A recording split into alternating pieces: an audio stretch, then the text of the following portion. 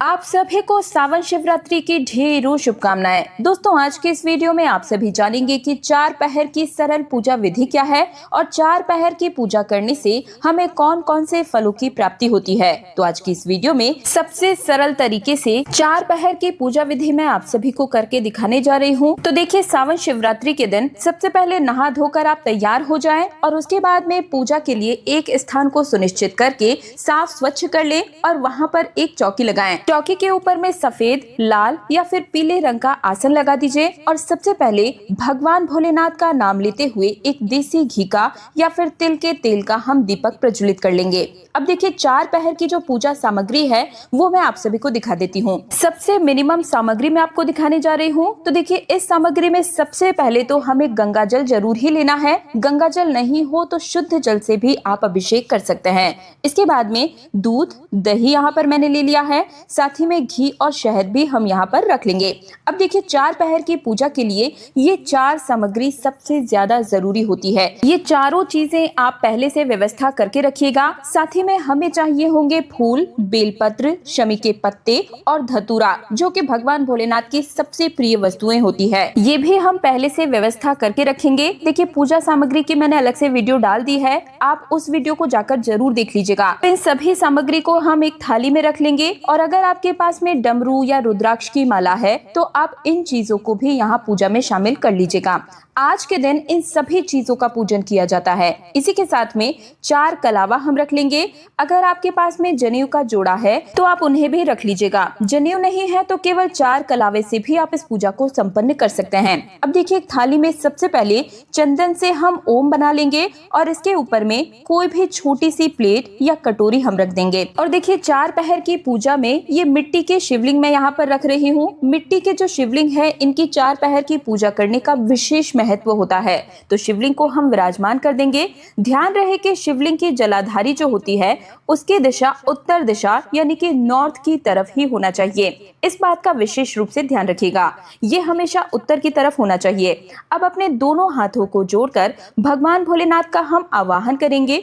हे भगवान भोलेनाथ, मैं आज आपके निमित्त चार पहर की पूजा करने जा रही हूँ। आपके आशीर्वाद से मेरी ये पूजा संपन्न हो और मेरी मनोकामना शीघ्र ही पूर्ण करें, ऐसा आशीर्वाद आप जरूर ही मांगिएगा। अब देखिए, सबसे पहले हम शिवलिंग को स्नान कराएंगे।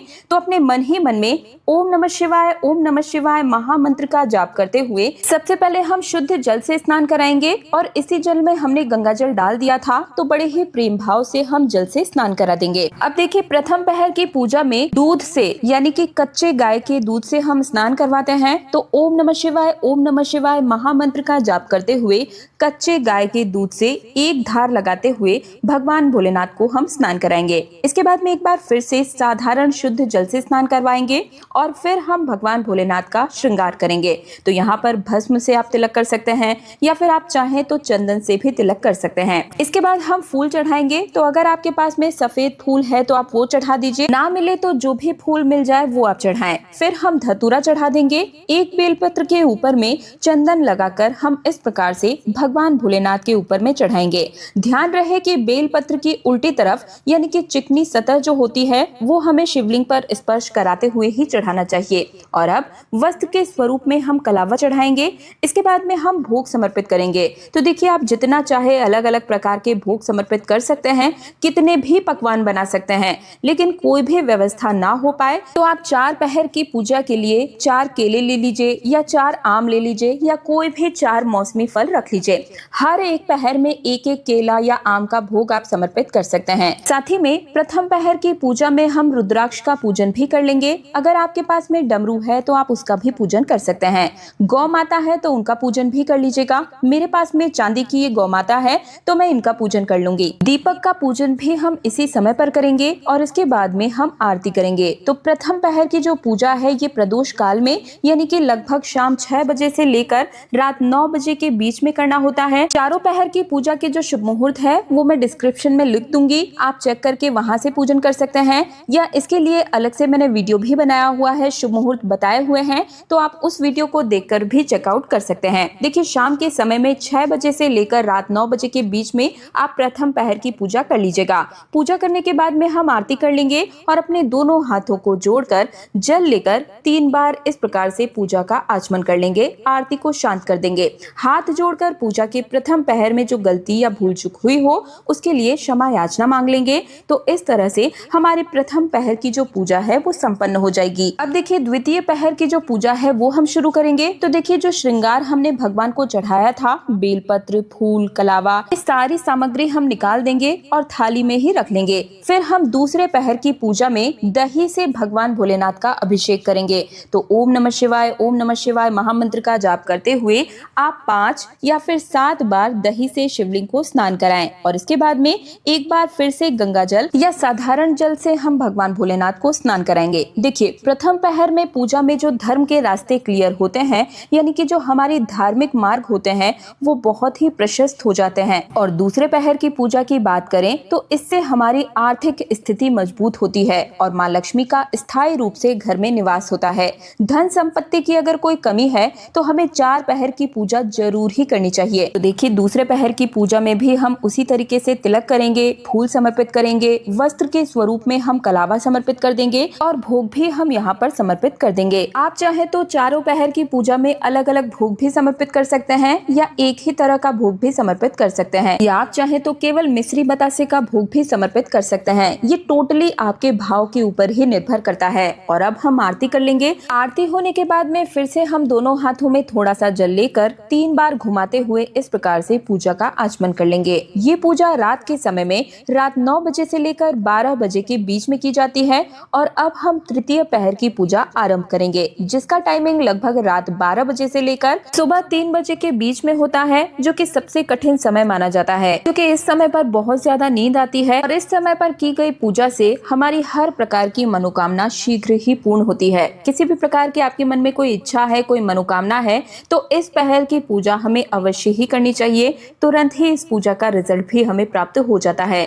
इस समय पर सबसे पहले हम भगवान भोलेनाथ को जल से स्नान कराएंगे और फिर शुद्ध घी से हम स्नान कराएंगे और इसके बाद में एक बार फिर से शुद्ध जल से हम स्नान करवा देंगे। तो इस प्रकार से ओम नमः शिवाय महामंत्र का जाप करते हुए हम घी से अभिषेक कर देंगे और उसी प्रकार से एक बार फिर से तिलक लगाएंगे। फिर से वस्त्र के भाव से हम कलावा समर्पित करेंगे, बेलपत्र, फूल समर्पित करेंगे और भोग समर्पित करेंगे। और देखिए ध्यान रखिएगा कि तीसरे पहर की पूजा करने के बाद में ऐसा नहीं है कि आप जाकर सो जाएं। पूजा करने के बाद इस दिन रात्रि जागरण करना बिल्कुल अनिवार्य होता है। आप चाहे तो इस समय पर शिव चालीसा का पाठ कर सकते हैं या रुद्राक्ष की माला का जाप कर सकते हैं, भगवान भोलेनाथ के नाम का कीर्तन सुन सकते हैं या महामृत्युंजय मंत्र का जाप कर सकते हैं। और पूजा करने के बाद में हर पहर की तरह इस पहर में भी हम आरती करेंगे और शिव जी से अपनी मनवांछित इच्छा पूर्ण करने के लिए प्रार्थना करेंगे। पूजा का आचमन भी इसी प्रकार से 3 बार घुमाते हुए हम कर लेंगे और इसके बाद में अपने दोनों हाथों को जोड़कर पूजा में रही कमियों के लिए क्षमा याचना भी करेंगे। और अब लास्ट यानी कि चौथे पहर की पूजा हम आरंभ करेंगे, जो कि रात के समय में रात 3 बजे से लेकर सुबह 6 बजे के बीच में की जाती है। और इस समय की जो पूजा है इसमें हम भगवान भोलेनाथ को शहद यानी कि हनी से स्नान कराएंगे, जिससे कि समस्त प्रकार के पाप जो हैं वो नष्ट हो जाए और अंत में मोक्ष की प्राप्ति हो, शिव धाम की प्राप्ति हो। तो देखिए इस पहर में भी सबसे पहले हम शुद्ध जल और गंगा जल से स्नान करवाएंगे और उसके बाद में मधु यानी कि शहद से हम शिव जी को स्नान कराएंगे, अभिषेक करेंगे और फिर एक बार दोबारा से साधारण शुद्ध जल से हम स्नान कराएंगे और इसके बाद में शिव जी का हम श्रृंगार करेंगे। तो इस समय पर आप चंदन से तिलक लगाएं, भस्म है तो भस्म से तिलक लगाएं, गुलाब हम चढ़ा देंगे, अबीर लगाएंगे और साथ ही में इत्र की सेवा देंगे। तो इस प्रकार से भगवान भोलेनाथ की जो भी प्रिय वस्तुएं हैं, जो चीजें हैं, वो हम भगवान को अर्पण करेंगे। तो यहाँ पर मैंने भस्म लगाया है, गुलाल, अबीर लगाया है, एक फूल हम यहाँ पर चढ़ा देंगे और इस तरीके से बड़े ही सरल तरीके से ओम नमः शिवाय मंत्र का जाप करते हुए हम यहाँ पर अक्षत समर्पित कर देंगे और साथ ही में भोलेनाथ की सभी प्रिय वस्तुएं हम यहाँ पर समर्पित करेंगे। भांग अगर आपके पास में हो तो आप भांग के पत्ते भी जरूर ही समर्पित कर दीजिएगा और इसके बाद में इत्र हम लगा देंगे। तो कलावे में इस प्रकार से थोड़ी सी इत्र लगाकर हम भोलेनाथ को समर्पित कर देंगे। और देखिए सुबह की जो पूजा है ये हमें पूरे मन से, पूरे भाव के साथ करनी चाहिए। और देखिए अब हम यहाँ पर भोग समर्पित समर्पित करेंगे। तो इस तरीके से हमने यहाँ पर फल का भोग समर्पित कर दिया है। अब देखिए, एक बेलपत्र के ऊपर में आप अपनी मनोकामना लिख सकते हैं, जैसे कि अगर आपकी कोई नौकरी की इच्छा है, शादी विवाह की इच्छा है, संतान प्राप्ति की इच्छा है, जो भी आपके मन में मनोकामना है उसे आप बेलपत्र पर लिखकर भगवान भोलेनाथ को समर्पित कर दीजिएगा। तो इस तरीके से हम भोलेनाथ की चारों पहर की सबसे सरल पूजा को संपन्न कर लेंगे और फिर हम बड़े ही प्रेम भाव के साथ अंत में आरती करेंगे। तो लास्ट के पहर की यानी कि जो चौथे पहर की जो पूजा है, पूजन करने के बाद में आप चाहे तो घर में छोटा सा हवन कर सकते हैं और साथ ही में हम दक्षिणा समर्पित कर देंगे। तो यथा सामर्थ्य आप दक्षिणा जरूर समर्पित कीजिएगा। ये दक्षिणा पूजा में रही कमियों को पूर्ण करने के लिए चढ़ाई जाती है। और इसके बाद में धूप दीप दिखाते हुए बड़े ही प्रेम और श्रद्धा भाव के साथ सबसे पहले हम गणेश जी और फिर भगवान भोलेनाथ की हम यहाँ पर आरती करेंगे। आरती होने के बाद में अपने दोनों हाथों में आप फूल ले लीजिएगा और फूल लेने के बाद में आप व्रत कथा जरूर ही पढ़ें या फिर सुने। मेरे चैनल पर भी आपको सावन शिवरात्रि की व्रत कथा मिल जाएगी। तो आप चाहे तो मेरे चैनल के माध्यम से वीडियो को प्ले करके भी कथा सुन सकते हैं या फिर पुस्तक से भी आप कथा पढ़ सकते हैं या सुन सकते हैं, लेकिन कथा जरूर ही सुनिएगा। कथा सुनने के बाद ही ये पूजा संपन्न मानी जाती है, संपूर्ण मानी जाती है। तो इसके बाद में अपने दोनों हाथों को जोड़कर पूजा में रही कमियों के लिए क्षमा याचना जरूर ही मांग ले। तो ये थी चारों पहर की संपूर्ण और बिल्कुल सरल पूजा विधि मैंने आपको बताई है। और देखिए, ज्यादा से ज्यादा आप कितनी भी सामग्री ले सकते हैं, लेकिन कम से कम सामग्री में सबसे आसान तरीके से मैंने आपको ये पूजा विधि करके दिखाई है। इसकी संपूर्ण पूजा की जो सामग्री है वो भी मैंने चैनल पर अपलोड कर दी है। तो आप सभी मेरे चैनल में विजिट करके शिवरात्रि की पूजा के शुभ मुहूर्त, इस दिन क्या करें क्या ना करें, इस तरह की संपूर्ण जानकारी को भी चेकआउट जरूर कीजिएगा। और इस पूजा में जो भी सामग्री यूज हुई है वो मैंने टैग कर दी है। आप चाहे तो बड़े ही कम दामों पर 2 दिन के अंदर अपने घर पर ऑनलाइन मंगवा भी सकते हैं। ये वीडियो अगर थोड़ा भी पसंद आया है तो वीडियो को लाइक करके कमेंट सेक्शन में मुझे जरूर ही बताइएगा, क्योंकि आपका एक छोटा सा कमेंट मेरे इस मेहनत को सफल बना सकता है। और इस वीडियो को हर उस इंसान तक जरूर पहुंचाइएगा जो कि अपने जीवन में कष्टों को भोग रहा है और अपनी मनोकामना को पूर्ण करना चाहता है। तो इस वीडियो को शेयर जरूर ही कीजिएगा। मैं दिव्या आप सभी से आज्ञा चाहूंगी।